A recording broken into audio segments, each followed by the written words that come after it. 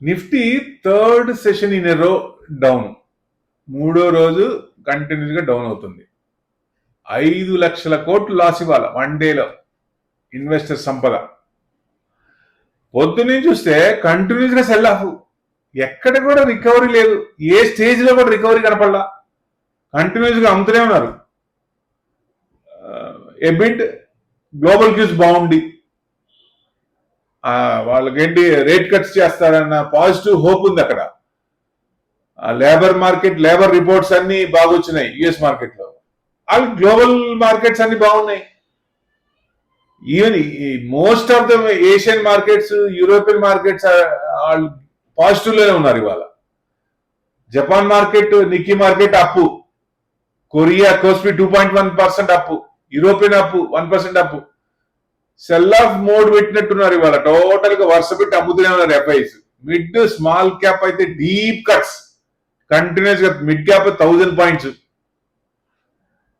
FMCG and IT sector ఒకటే తప్ప మిగతా అన్ని పడ్డాయి, ఆ రెండే పాజిటివ్ ఉన్నాయి. ఎఫ్పిఐ కూడా సెల్లింగ్ కంటిన్యూ, అంటే ఎలక్షన్స్ ముందు అదొక రీజన్.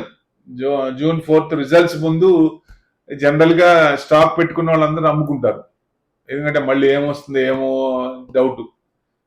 సో విక్స్ కూడా 13-14 ఉండేది 17% వచ్చింది. ఇంకొక కారణం ఏంటంటే ఆర్బీఐ ప్రపోజల్ బ్యాంక్స్ కి ఒకటి పెట్టింది కదా, ఫైనాన్షియల్ ఇన్స్టిట్యూషన్ కి టైట్ చేయమని, ప్రాజెక్ట్ ఫైనాన్సింగ్ వాటి మీద అంటే సెంటిమెంట్ కొంచెం పడింది, దాన్ని టైట్ చేయమని. సో ఆర్బీఐ క్యాప్ కూడా ఈ బ్యాంక్స్ కి కొంచెం ఇబ్బంది, ఈ ఫైనాన్షియల్ ఇన్స్టిట్యూషన్స్ కూడా కొంచెం ఆ స్టేట్మెంట్ రాంగే ఈ టైంలో. సో అది కూడా ఒక నెగిటివ్ కింద తీసుకుంది, అది కూడా ఒక కారణం అవ్వచ్చు. అంటే ఇక నుంచి ఈ ఎలక్షన్ అయ్యేదాకా స్టాక్ స్పెసిఫిక్ యాక్షన్స్ ఉంటాయి. అంటే రిజల్ట్ బాగుంటే బ్రహ్మాండంగా ఉంటుంది, రిజల్ట్ బాగాలైతే పడతాయి. ఒకసారి రిజల్ట్ బాగుందని తెలిస్తే ముందే పెరిగి తర్వాత రిజల్ట్ రోజు బాగున్నా పడతాయి. అంటే డైరెక్షన్ ఎప్పుడు ఎలా ఉంటుందో మార్కెట్ లో ప్రిడిక్షన్ చేయటం కరెక్ట్ గా ఎవరు చేయలేరు. సో ఎక్కువ పర్సెంటేజ్ ప్రిడిక్షన్ చేసి ఇలా రావచ్చు అనుకోవటం, కానీ ఇది రిస్కే. ట్రేడింగ్ చేస్తూ ఈ రిజల్ట్స్ బాగున్నాయి అని 1-2 days పెట్టుకుని అది రిస్కే.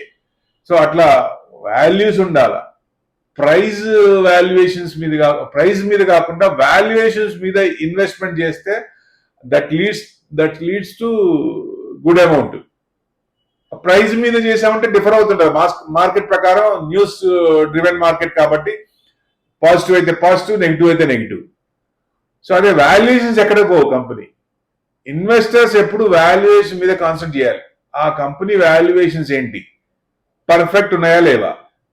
అలాంటి కంపెనీలు తగ్గినా మళ్ళీ అందుకుంటాయి, డామ్ షూర్ వస్తాయి. సో ఇన్వెస్ట్మెంట్ లోనే ఉంది మజా, ట్రేడింగ్ లో లేదు మజా.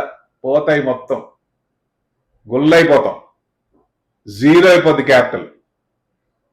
ఆప్షన్స్ చేసిన, ఇంట్రాడే చేసిన హ్యాపీగా. ఇలాంటి పడినప్పుడు మంచి అవకాశం, ఇలాంటి మామూలుగా మనం కొందాం అనుకున్నప్పుడు రావు కదా. ఇలాంటప్పుడు మనం అలర్ట్ అయ్యి ఇన్వెస్ట్మెంట్ పెంచుకుంటే డెఫినెట్ గా మంచి ఛాన్స్, వచ్చే గ్రోత్ కంటే వచ్చే ఇన్వెస్ట్మెంట్ దానికంటే ఎక్కువ ఇన్వెస్ట్మెంట్ వచ్చే ఛాన్స్ ఉంటుంది, ఎక్కువ పర్సంటేజ్ వచ్చే ఛాన్స్ ఉంటుంది. సో ఇలాంటివి మనం క్యాప్చర్ చేసుకొని వి షుడ్ ఎన్కాష్ దాన్ని ఎక్కువ ఇంట్రెస్ట్ వచ్చేటట్టు చేసుకోవాలి. Thank you very